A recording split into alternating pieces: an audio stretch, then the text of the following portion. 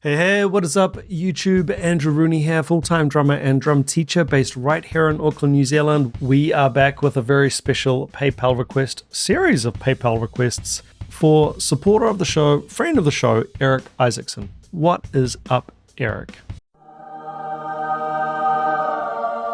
I'm going to read out the message here that's going to accompany this first selection that he's made.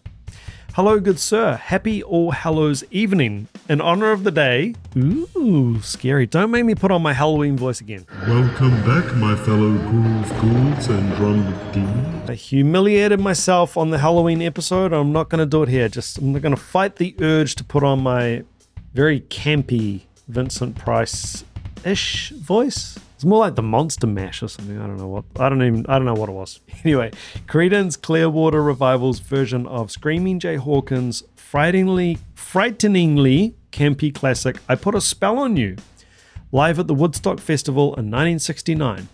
Best part is that the angle on John Fogerty includes drummer Doug Clifford when they pan back.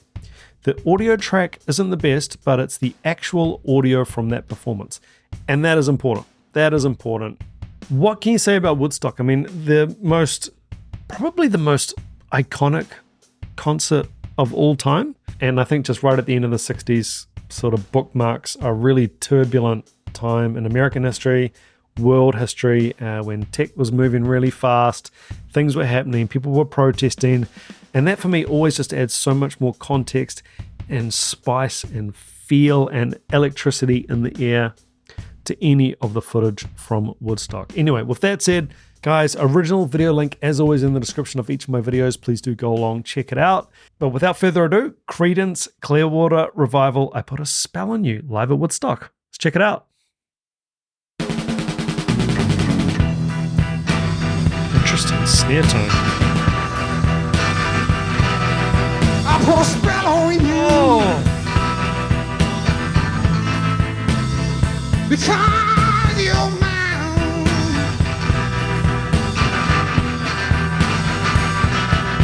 You better stop before you let you do. I said watch out. I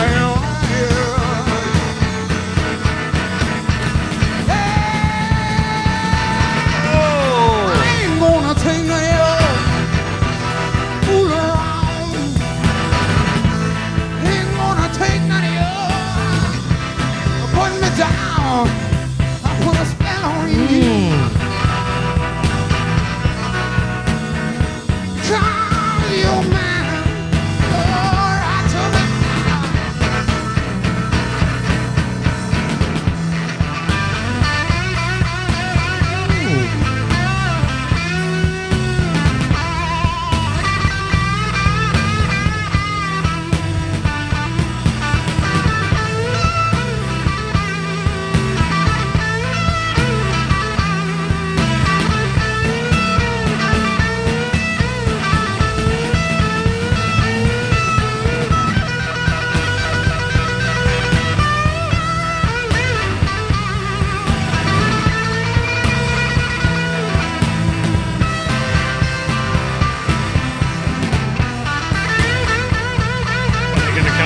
Right down, dynamic.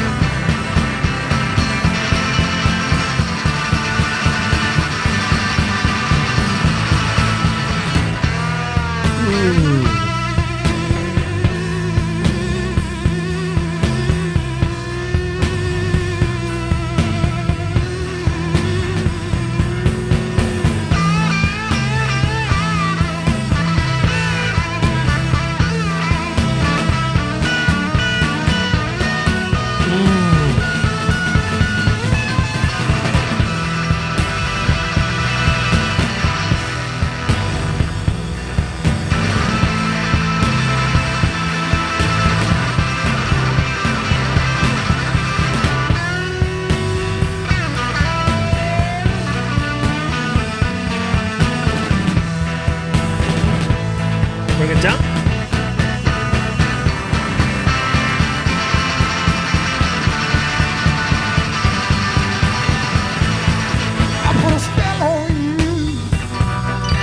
simmering. Because you're mine. You let a shopper thing that you do. I said watch out.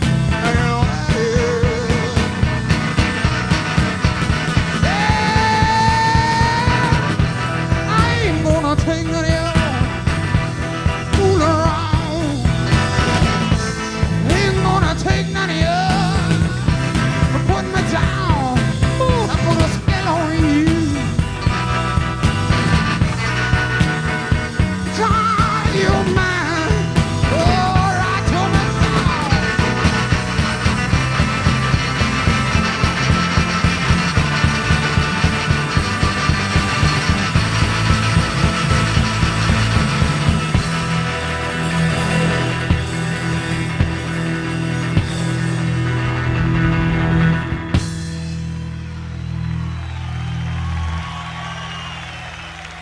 Thank you.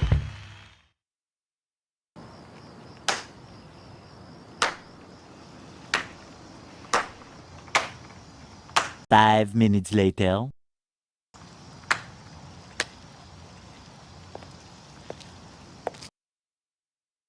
Absolutely outstanding. Every now and then on the channel, I give out a Spinal Tap 11 out of 10. That was 12 out of 10. Interesting snare tone right off the top. Let's get this couple of little drum sound things. Where's my right ear? Let's get a couple of interesting little sound things. You can hear that naked snare right at the top, and I think you could see him adjusting. I mean, it's Woodstock. They're probably off and on constantly, and things are not perfect. Things are not perfect. It's tumultuous. It's 1969. We've got band after band. We've got plenty of egos. I'm not saying there's egos in this group. I don't know what the ego situation is in this group. You've got bands, trying to get on stage, trying to work the crowd, and tensions can rise, and sometimes things get missed, and you get rushed on, and the drums aren't quite right. You can see him adjusting it, and anyway, you get to hear this naked, raw snare right at the top. Listen to the sound of the snare. Not really a sound that we're used to these days. We're used to sampled rim shots, and this is like a million miles away from that. Another listen. Can you see him here? He'll start adjusting the actual positioning of the snare. I put a spell on you. I think somewhere in here. Because you're mine. There we go. You let us stop a thing that you do. Yeah, I'm not quite sure what he was adjusting there. Maybe it was maybe the snare wasn't even quite engaged or something. I'm not quite sure. Next thing I noted down in my notes here, the soul in that voice. I'm a fan of John Fogerty. You can't deny it. I mean, in the covers group that I used to play in, we played, constantly. And, if the night was going slow, or for whatever reason you needed everyone up on the dance floor, play a CCR track. Bad Moon Rising, Have You Ever Seen the Rain? Any of them. They are just such well-written songs. It is amazing how simple, to the point, basic instrumentation, just played well. And the vocals, the soul in his voice, are incredible. I noted down trad grip. If you're not sure about trad grip, it's when we play like that in the left hand. So it is 1969. We are still, heavily influenced and coming out of, jazz influence, rock and roll, still, a little bit early. And still probably a lot more trad grip players playing backbeat style rock, and probably from that bluesy, jazzy background, perhaps. Not 100% sure on this particular drummer's background, but that was sort of, it was more common in those days to still play traditional grip, backbeat type music, but with traditional grip. It's a 12/8. I don't know the song that well. I've obviously heard this song before, not this version. I've never really thought about it. I've never played it, and I've never really, sat down and listened to it that much.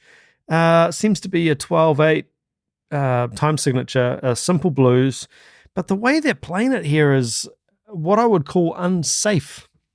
I've written down turbulent, tempo, and unsafe. They're fighting.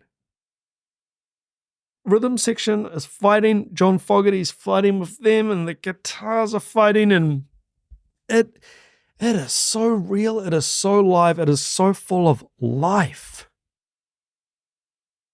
The tempo is not quantized. It is not pitch correct. The vocals are not pitch corrected. There's a rub, and the soundtrack of the 60s. I mean, come on. It captures and mirrors what was happening in this time period, which was there was a lot going on, a hell of a lot. You got Vietnam, you've got the space race, there's all kinds of civil unrest. Not to mention, flower power and all that kind of thing, the hippies, and then music, and then, the message of the music, protest songs. I guess before, the 60s, it was probably a little bit like, hey, we're all happy and let's be happy. And then all of a sudden you got artists saying, let's actually talk about what's going on and what we're not happy with. Really interesting time. Yeah. Anyway, back to the song. Great builds throughout, which is, a feature of sort of a 12/8 blues, but there's a really nice one at around about 2:15. Let's see if we can find this here exactly. Hopefully it is 2:15. You'll know the one I'm talking about.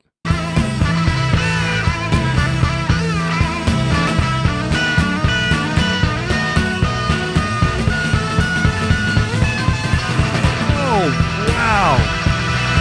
The way they weave in and out and chase each other, the guitar, he's looking at the drummer and he's challenging him, and the drummer's giving it back to him and egging him on.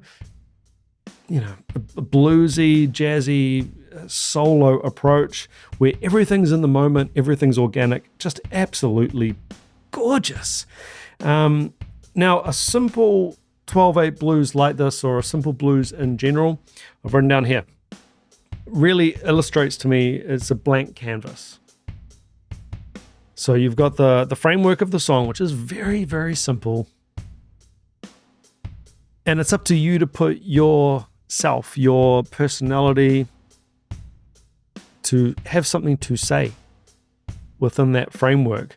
Yep, you can just play around the chord changes, play the drums on time with it, and you'll go through the form, and everyone takes a solo, and then we play another chorus, sing another chorus, and then we end. That's not the blues. The blues is all about feel, storytelling. I put a spell on you. There's a you could imagine there's a way you could sing that song perfectly in tune, and just completely change the feeling of it if there's no pain in it. You can hear the pain in his voice. He's drawing it from somewhere. I don't know what his background is.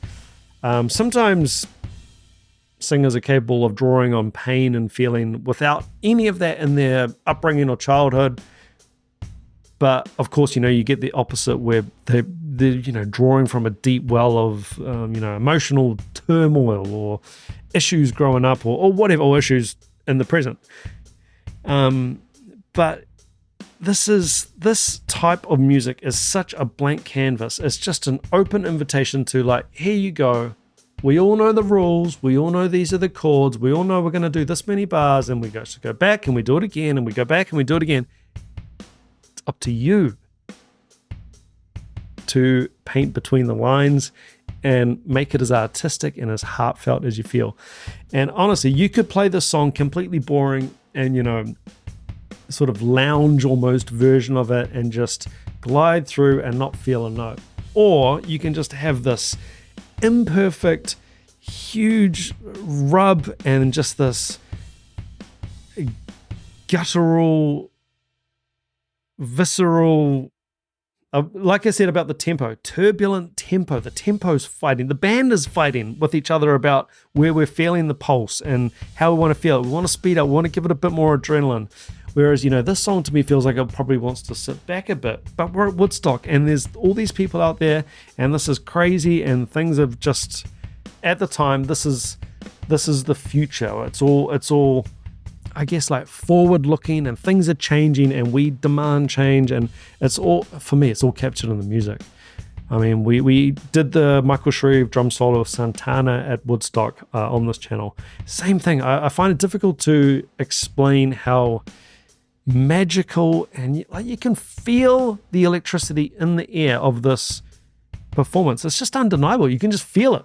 You can just feel so much passion and soul and yeah. Anyway, I'm going to leave it there. Eric Isaacson, absolutely phenomenal pick. I am just so delighted to have got into this one. Amazing. Guys, remember, if you have a reaction request that you definitely want to guarantee gets on this channel like Eric did on this one, the only way I can guarantee a request at this point is via the PayPal link, and that's just because I get so many requests, and this is just a way to reward the people who are going to support the channel. I do also have a Patreon. It's just $5 a month. Through that, you get access to the blocked videos. Please do consider hitting that subscribe button, like button, and leaving a comment. It really helps me out. And guys, remember, original video link, as always, in the description of each of my videos. Just finally, you, as a subscriber of my channel, you get access to a full and free 30-day trial over at DRUMEO. Go learn drums from the world's best drummers and drum teachers on me for free for 30 days. Hey, you don't like it? Cancel anytime. It's all good. But spoiler alert, you will like it. Guys, until next time, take it easy. Keep chopping wood. Ciao.